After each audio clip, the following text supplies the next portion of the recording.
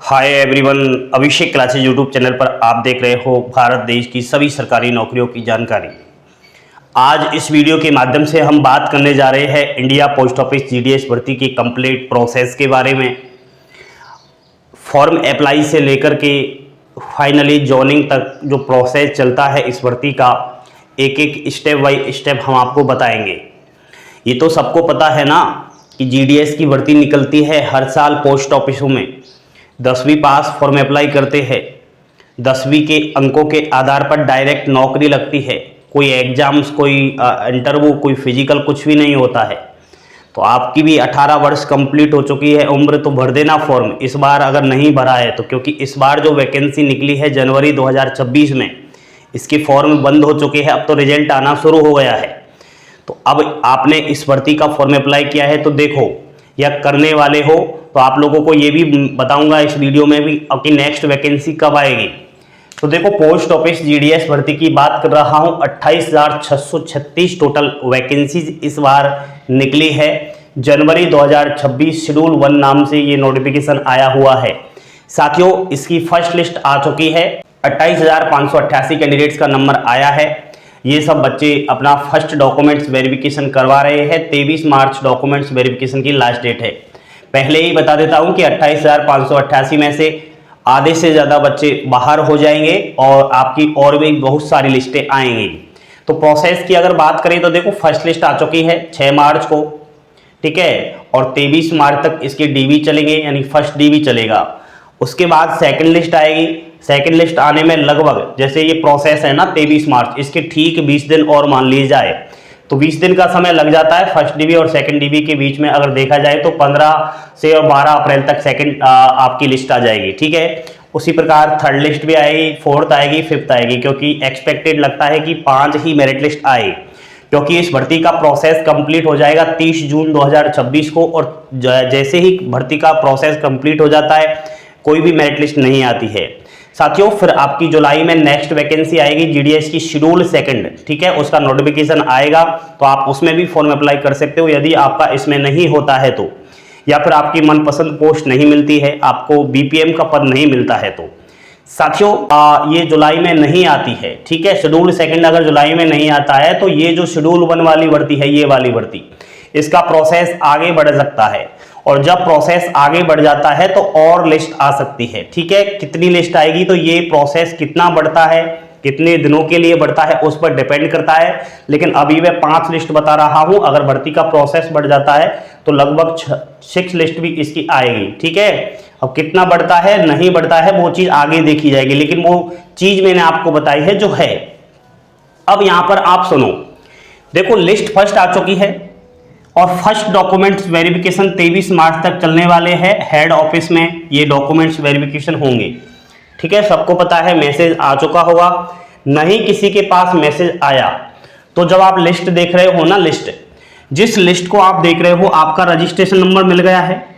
Registration number के just यहाँ पर आपका सीरियल नंबर होगा, ठीक है। सीरियल नंबर के बाद यहाँ पर डिविजन्स का नाम होगा। अब जहां पर आपका डिविजन्स का नाम दिया है, इस डिविजन्स के हेड ऑफिस यानी कि प्रधान डाकघर में आप बिना मैसेज के पहुंच जाइए, आपका डीबी हो जाएगा। कोई भी स्टूडेंट्स मैसेज का बिल्कुल भी इंतजार ना करे, ठीक है, कि मेरा लिस्ट में तो नाम आ गया है, मैसेज नहीं आया है, मैं जाऊं या नहीं आऊं। सब जा सकते हैं, ठीक है। ये टेक्निकल एरर के कारण कभी कभी क्या है, मैसेज नहीं आ जाता और विद्यार्थी मैसेज का वेट करते करते टाइम भी निकल जाता है, ठीक है। तो ये चीज देख लेना। अब साथियों, यहाँ पर फर्स्ट डीवी आपका कंप्लीट हो गया है 23 मार्च से पहले। उसके बाद सेकंड डीवी आपका होगा। जीडीएस में 2 बार डॉक्यूमेंट्स वेरिफिकेशन की प्रक्रिया होती है। अब ये डिविजन्स के ऊपर डिपेंड करता है कि सेकंड डीवी ये कब करवाए। कुछ डिविजन्स में पिछली बार फर्स्ट डीवी के साथ ही आपकी सेकंड डीवी कंप्लीट करवा ली गई थी, लेकिन कुछ डिविजन्स में 10 से 15 दिन बाद फिर से आपके मोबाइल पर एक मैसेज आएगा सेकंड डीवी के लिए, तो फिर से आपको जाना पड़ेगा। सेकंड डीवी के समय सभी ओरिजिनल डॉक्यूमेंट्स आपको लेकर जाने पड़ेंगे, ठीक है। और जितने भी आप फर्स्ट डीवी में सारे डॉक्यूमेंट्स लेकर गए वो सब ले जाने हैं। कुछ एक्स्ट्रा डॉक्यूमेंट्स की भी आवश्यकता होगी, वो आगे चल के बताऊंगा, समझ रहे हो ना। तो सभी ओरिजिनल डॉक्यूमेंट्स को वहां सेकंड डीवी के समय जमा कर लिया जाता है, वापस नहीं दिए जाएंगे। तो कोई भी बच्चा टेंशन मत करना, ठीक है, कि मेरे तो ओरिजिनल डॉक्यूमेंट्स रख लिए, पता नहीं कब देंगे। तो एक फाइल बना दी जाती है आपके रजिस्ट्रेशन के नाम से, और 1 साल तक ये वहाँ पोस्ट ऑफिस के अंदर जमा रहते हैं। कोई काम अगर इमरजेंसी आपका आ चुका है ओरिजिनल डॉक्यूमेंट्स का, तो आप वापस ले भी सकते हो। साथियों, कंप्लीट ये प्रोसेस हो जाता है सेकंड डॉक्यूमेंट्स वेरिफिकेशन का। उसके बाद डिविजन्स के द्वारा स्टूडेंट्स की वेरीफाई किया जाता है। यहाँ पर स्टूडेंट्स का जो भी नज़दीकी पुलिस थाना है, वहाँ पर डिपार्टमेंट ऑफ पोस्ट ये जांच करता है कि इसके ऊपर कोई केस तो नहीं चल रहा है या ये फ्रॉड तो नहीं है, तो पुलिस वेरिफिकेशन होता है। स्कूल में भी यहाँ पर ये ट्राई करते हैं, वेरीफाई करते हैं हेडमास्टर से कि इसका व्यवहार कैसा है, क्या है। तो मैं समझता हूँ फिर आपके सारे डॉक्यूमेंट्स की भी ये लोग जांच करते हैं। ठीक है, तो जांच का आदेश भी दिया जाता है जैसे ही आपका सेकंड डीबी कंप्लीट हो जाता है।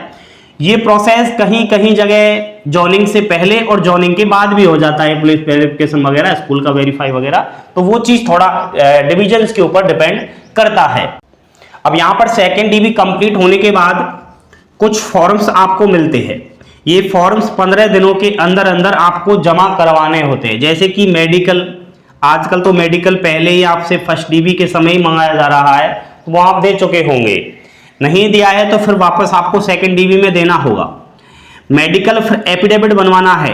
एफिडेविट किसी सरकारी गवर्नमेंट स्कूल के हेडमास्टर से आप वेरीफाई करवा सकते हो, और भी अदर गैजेट ऑफिसर से करवा सकते हो। ठीक है, उसके बाद कैरेक्टर सर्टिफिकेट देना पड़ता है आपको। ये पुलिस और स्कूल दोनों से बनता है, 2 कैरेक्टर सर्टिफिकेट होते हैं। ये 15 दिनों के अंदर अंदर आपको जमा करवाने होते हैं।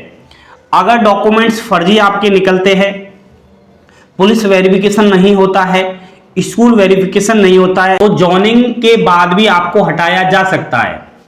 ये पहले ही एक अंडरटेकिंग फॉर्म्स आपको दिया जाता है कि आपने कोई भी गलत काम किया है, गलत इनलीगल इंफॉर्मेशन दी है, गलत इंफॉर्मेशन दी है, उसके बावजूद आप जॉइनिंग लेटर लिए हो तो पता चल जाएगा। आपकी ये वेरीफाई वगैरह नहीं होंगे तो आपको हटा दिया जाएगा। अंडरटेकिंग फॉर्म्स दिए जाते हैं, वो पहले ही आपको एग्री करना पड़ता है, तो फिर ये अंडरटेकिंग पहले ही भरवा लिया जाता है। तो ये चीज थोड़ा ध्यान से चलना। अब ये तो सेकंड डीबी आपका हो चुका है। उसके बाद सभी चीजें सही पाई जाती है, सारा आपका मामला ठीक पाया जाता है, तो फिर आपको ट्रेनिंग लेटर दिया जाता है। ट्रेनिंग लेटर बाई पोस्ट घर पर आ जाता है, लेकिन किसी कारणवश अगर घर पर नहीं पहुंचता है तो आपको ऑनलाइन भी ये भेज दिया जाता है। इसकी टेंशन करने की आवश्यकता नहीं है। ट्रेनिंग लेटर कितने दिन बाद आता है? लगभग 10 से 15 दिन बाद आ जाता है, जैसे सेकंड डीबी कंप्लीट होता है। तो साथियों, जब ट्रेनिंग लेटर आएगा, लगभग आपकी 3-4 दिन की ट्रेनिंग होगी। 3 दिन तो एसओ ऑफिस में होगी और 1 दिन शायद एसडीआई ऑफिस में होगी। इस तरीके से ट्रेनिंग होगी और ये बीपीएम की खासकर होती है। मैं समझता हूं जैसे ही आपकी ट्रेनिंग कंप्लीट हो जाएगी, आपको एक सर्टिफिकेट दिया जाएगा एसओ और एसडीआई द्वारा। ये सर्टिफिकेट आपको डिविजन्स में जो है ऑफिस में लाकर जमा करवाना होता है, और सर्टिफिकेट के साथ आपसे एक किरायानामा भी मांगा जाता है। तो एक किरायानामा आपको देना पड़ता है, खासकर बीपीएम को। ये रूल्स है कि जो भी बीपीएम जहां पर भी नौकरी लग रहा है, उसको 10 बाई 10 का एक कमरा रेंट पर लेना होगा, तो उसको एक किरायानामा देना होता है। इसके लिए 250 से और 500 रुपये जो है जीडीएस बीपीएम को दिए जाते हैं। ठीक है, जैसे ही आपका ट्रेनिंग वगैरह कंप्लीट हो जाती है, आपको जॉइनिंग लेटर दिया जाता है। अब जॉइनिंग लेटर आपको स्वयं को जाना पड़ेगा। ट्रेनिंग के समय भी आपको ये दे दिया जा सकता है, अगर सारे काम आपके कंप्लीट हो चुके हैं तो। अगर बाद में भी ये दिया जाएगा तो इसका मतलब है कुछ डॉक्यूमेंट्स अभी वेरीफाई नहीं हुए, या पुलिस वेरिफिकेशन नहीं हुआ है, स्कूल वेरिफिकेशन नहीं हुआ है, तो आप लोग क्या करना है, जैसे ही आपका ट्रेनिंग कंप्लीट हो, आप स्कूल और पुलिस थाने में बोल दीजिएगा कि मेरा पोस्ट ऑफिस में सिलेक्शन हुआ है। अगर पोस्ट ऑफिस से कोई वेरीफाई के लिए आए तो आप उस चीज को वेरीफाई कर देना। तो स्कूल वाले, पुलिस थाने वाले आपकी जो भी वेरीफाई चीज आती है उसको तुरंत कर देते हैं। तो ये पहला है। बाकी टाइम अगर ज़्यादा लगता है तो इसका मतलब यही है कि जिस डिवीजन में आपका सिलेक्शन हुआ है, उस डिवीजन में सारे विद्यार्थियों के जो प्रोसेस है वो कंप्लीट नहीं हुआ होगा। इसलिए काफ़ी सारे बच्चे पिछली भर्तियों में सेलेक्टेड हो चुके हैं, सेकेंडरी भी हो चुका है, ट्रेनिंग भी हो चुकी है, लेकिन उनको जॉइनिंग नहीं दिया गया है। तो कोई अगर बच्चा ऐसा है, किसी का जान पहचान में है, तो कमेंट बॉक्स में मैसेज जरूर लिखिए। तो ये प्रोसेस चलता है। बाकी तो साथियों ऐसे ही आपका चाहे किसी भी लिस्ट में नाम आए, फर्स्ट लिस्ट से मतलब नहीं, आने वाली किसी भी लिस्ट में आपका नाम आए, ये सारे कार्यक्रम चलने वाले हैं, ठीक है। तो इन चीज़ों से आप गुजरोगे, सारी चीज़ हम आपको बताते चल रहे हैं। फर्स्ट डीबी करवा रहे हो तो इंपॉर्टेंट डॉक्यूमेंट्स सभी लेकर जाएं। सारे डॉक्यूमेंट्स आपको कौन कौन से लेने हैं, इससे पहले वाली वीडियो जो है यूट्यूब पर, उसमें मैंने बताए हैं। घर से निकलने से पहले बिल्कुल फाइल में सारे कागज होने चाहिए ओरिजिनल। फोटोकॉपी तो आप कहीं पर भी करवा सकते हो, लेकिन ओरिजिनल डॉक्यूमेंट्स अगर घर ही छूट गया तो कैसे लेने आओगे वापस। तो ये चीज थोड़ा है। बाकी कोई भी आपका क्वेश्चंस है इस भर्ती की प्रोसेस को लेकर के, मेरिट लिस्ट को लेकर के, कट ऑफ को लेकर के, तो आप मुझे कमेंट बॉक्स में मैसेज जरूर करिएगा, आपको जवाब दिया जाएगा। ऐसे नहीं तो वीडियो के माध्यम से जवाब अवश्य मिलेगा। सभी बच्चे इस YouTube चैनल को सब्सक्राइब करें, इस वीडियो के नीचे जो लाइक का बटन है उसको दबाएं और वीडियो को अपने दोस्तों के साथ जहां भी आप जान पहचान है वहां पर शेयर जरूर करें। थैंक यू, धन्यवाद। जय हिंद, जय भारत।